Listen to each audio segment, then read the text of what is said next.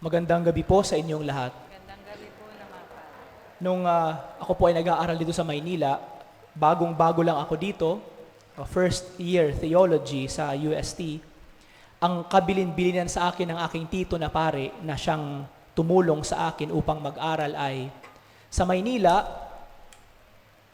hindi ka mawawala. Kahit saan ka pumunta, hindi ka mawawala. Kahit hindi mo alam ang pupuntahan mo, hindi mo alam ang kalsada, hindi ka mawawala. Sabi niya, basta may pera ka. Basta may pera ka. Pero sabi niya, kahit alam mo ang pupuntahan mo, pero wala kang pera, mawawala ka talaga. Totoo nga naman, di ba?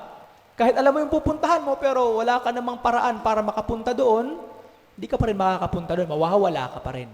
Kaya nga, sa konteksto ng ating panahon ngayon, ang hirap sigurong intindihin yung sinasabi ni Jesus. Nabilin niya sa kanyang mga alagad noong kanyang panahon. Parang ang hirap imaginein sa ating sarili na huwag kayong magdadala ng bihisan, huwag kayong magdadala ng pera, huwag kayong magdadala ng pagkain o ni anuman na lalagyan, na damit, na bag, or kung anuman. Wala. Dalawang bagay lamang po ang sinabi ni Jesus na pwede nilang dalhin. Una, isang tungkod. Pangalawa, panyapak, tsinelas, or kung ano man ang tawag sa kanilang panula, sapatos, pwede. Pero, maliban doon, wala na silang dadalhin. Kaya nga siguro i-imagine natin, ito yung mga unang misyonero na ipinadala ni Jesus. Sila yung mga unang alagad na binigyan ng Diyos ng kapangyarihan upang magpalaganap ng salita ng Diyos. At tatanungin natin ang ating sarili, paano nakasurvive ang mga alagad? Paano nila nagawa ang kanilang gawain na wala ni anuman silang dala o sinasandalan sa kanilang sarili? Ang konteksto ng kabuuan ng Ebanghelyo ay, para kay Jesus, nais niya ang kanyang mga alagad na ibigay ang buong pagtitiwala sa Diyos. Buong pagtitiwala sa Diyos. Ano man ang mangyari sa iyo, saan ka man ipadala, hindi ka pababayaan ng Diyos. Hindi ka pababayaan ng Diyos. Yun po ang konteksto na nais ni Jesus ituro sa kanyang mga alagad. Pero bakit tungkod at sandalyas ang gusto niyang dalhin nila? Bakit hindi niya sinabi na magdala na lang kayo ng pera, pwede naman kayong bumili sa kalsada ng sandalyas na lang? Bakit sa lahat ng mga sa lahat ng mga gusto niyang ipadala sa kanila, hindi pera o damit, kundi tungkod at panyapak, sandalyas, or tsinelas sa ating panahon ngayon. Bakit yung dalawang yon ang nais ni Jesus ipadala? Una, yung tungkod. Sa ating simbahan, ang tungkod ay sumasagisag ng kapangyarihan, ng otoridad. Kaya nga ang obispo o kardinal sa atin dito sa Maynila, kapag mayroong misa, for example, lagi meron siyang dalang tungkod. Ang tungkod, hindi upang pamalo, hindi. Kundi ito ay simbolo ng kanyang otoridad na ibinigay sa kanya ng Diyos bilang isang obispo, bilang isang kardinal, upang pamahalaan ang isang diocese o sa Manila, archdiocese. Na yung panahon ni Jesus, yung mga alagad, ang tungkod ay sumasagisag ng otoridad na ibinigay sa kanila ng Diyos. Sa pagpapadala sa kanila sa iba't ibang mga bayan, binibigyan sila ng kapangyarihan. Oo, wala kayong dala, pero may kapangyarihan kayo, magpalayas ng masamang demonyo, magpagaling ng mga may sakit, mangaral ng mabuting balita. Dahil sa sakramento ng binyag, bawat isa din sa atin, binigyan ng ganong kapangyarihan. Magpalayas ng mga demonyo, mangaral ng salita ng Diyos sa ibang mga tao, magpagaling ng may sakit. Hindi lamang pare kaming mga pare, nagpapahid ng banal na langis sa mga may sakit. Pero tayo rin, kayo rin, sa pamamagitan ng ating panalangin, sa pamamagitan ng ating presensya, sa pamamagitan ng ating simpleng paghawak sa isang tao, ibinabahagi natin ang mapagpagaling na kapangyarihan ng Diyos. Kaya wag niyong isipin at wag niyong sabihin na ordinaryong tao lang ako, papaano naman ang aking gagawing pagpapagaling? Pwede po. Pwede po. Ang iyong presensya lang, ang iyong pandinig lang, ialay mo lang, ibigay mo lang sa isang tao na nangangailangan ng kausap, may mapagsasabihan siya, nakakatulong ka sa kanyang pagpapagaling, sa pagpapagaling ng kanyang sarili. Yun po ang una. Pangalawa, ang panyapak. Para kasi kay Jesus, ang mga alagad, hindi niya iniisip na sila ay nakatigil lamang sa isang lugar. Hindi pwede na ang alagad, ang isang misyonero, nandoon lang sa isang lugar, nakatambay lang, nakatiwangwang lang.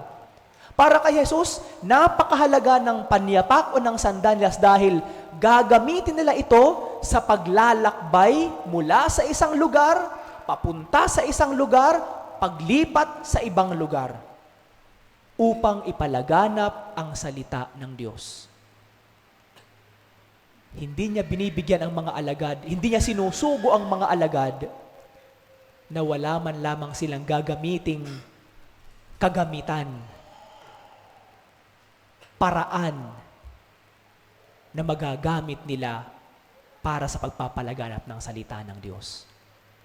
Now, sa konteksto natin ngayon, lahat tayo may mga tsinelas na, may mga sapatos na. Pero para kay Jesus, hindi ibig sabihin yung literal na sapatos. Bawat isa sa atin, laging binibigyan ng Diyos ng instrumento upang ipalaganap ang salita ng Diyos. Noong nakaraang linggo, ang ating mga lay ministers ay nag-announce sa Facebook na sila ay naghihikayat ng mga tao mula sa ating parokya at pamayanan na sumali, umanib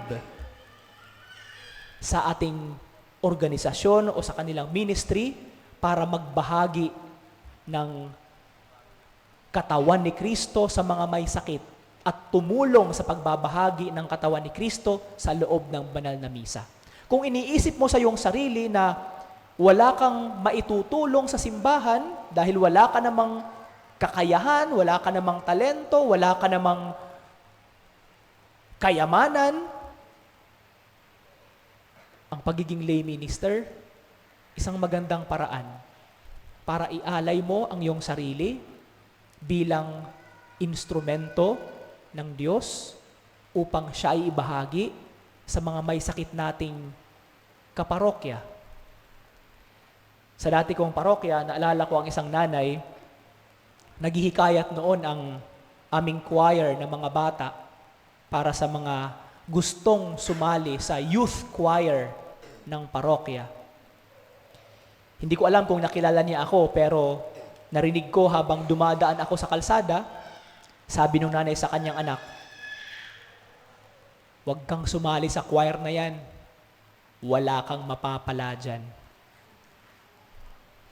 Sabi ko sa aking sarili, ang pagsisilbi pala sa Diyos, kailangan bang may kapalit? Ang aking pag-aalay ba ng aking sarili para sa Diyos, kailangan may ibibigay din ang Diyos sa akin.